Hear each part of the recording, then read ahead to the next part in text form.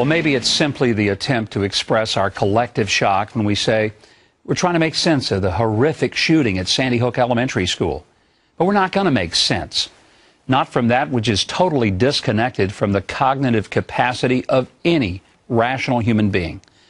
The governor of Connecticut, Dan Malloy, got it right when he said evil has visited this community. President Obama, in an emotional statement from the White House, spoke more as a parent than a politician, and he quoted the Bible to bring comfort to the nation.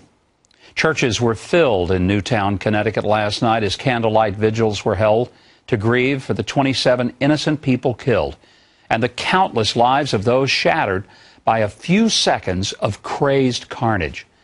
On Friday, Neil Cavuto asked me, where was God?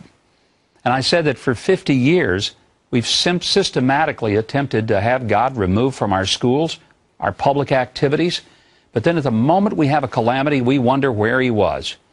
Well, the predictable left lit up the airwaves and blogosphere with a vile and vicious reaction and jumped to the conclusion that I said that if we had prayer in school, the shooting wouldn't have happened. Well, I said nothing of the sort. It's far more than just taking prayer or Bible reading out of the schools. It's the fact that people sue a city so we aren't confronted with a manger scene or a Christmas carol, that lawsuits are filed to remove a cross that's a memorial to fallen soldiers. Churches and Christian-owned businesses are told to surrender their values under the edict of government orders to provide tax-funded abortion pills. We carefully and intentionally stop saying things are sinful, and we call them disorders. Sometimes we even say they're normal. And to get to where that we have to abandon bedrock moral truths, then we are asked, well, where was God? And I respond that as I see it, we've escorted him right out of our culture and we've marched him off the public square, and then we express our surprise that a culture without him actually reflects what it's become.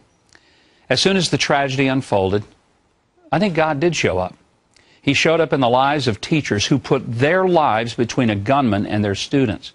He showed up in policemen who rushed into the school not knowing if they would be met with a barrage of bullets. He showed up in the form of hugs and tears for children, parents, and teachers who had lived through the slaughter. He showed up at the overflow church services where people lit candles and prayed. And he showed up at the White House, where the president invoked his name and quoted from his book. And in a few days or weeks, we'll probably ask God to excuse himself from view, and we will announce in our arrogant pride that we're now enlightened and educated, and we've evolved beyond needing him. And somebody's going to suggest that we pass a law to stop all this kind of thing. I might want to point out that we don't have to pass a new law. There's one that's been around a while that works if we teach it and observe it. Thou shalt not kill. Oh, there are about 9 others. But to tell you about them would require bringing God back, and we know how unacceptable that might be. Let's go back.